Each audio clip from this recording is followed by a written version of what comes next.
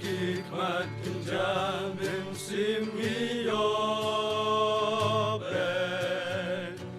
habayo yaselot badutrai dehang ningiyoban makajingken dehang ni jingsuk nin simishen jingrwai galong kabor yublatan yalubat kaboru kapinshan eda jingrwai ngilaban yoim edang jingrwai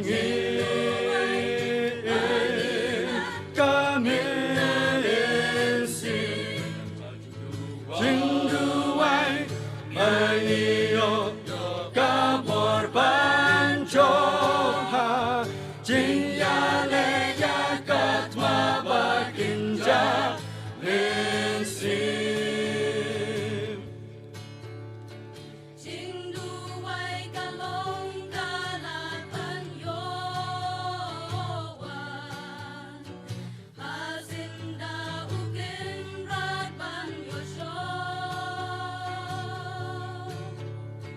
deha jingrwai laban turhajan hasenda utrai ngilaban long la jingkit bakyangi yoban pinsting habangi talun lagamin sim dehang ningi bret lut la jingkuslai habangi yatulut hautrai eda jingrwai ngilaban yoim edang jingrwai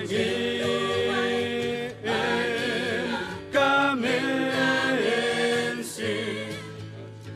jingrwai maniyo kabor banjopha jingyale yakat mabakinja lensim Mawphlang jingyale Mawphlang jingtenju Mawphlang ki eryong bakajingen Abaha utrai ngiyoban yatu hajin jalelei ngin om shakti dei hajin duai ngiyo jingkirmen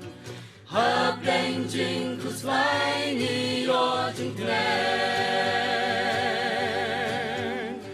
jingrwai ka ai ka bor banyale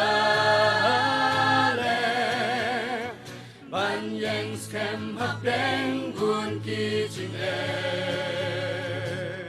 eda jingrwai ngilaban yoim edang jingrwai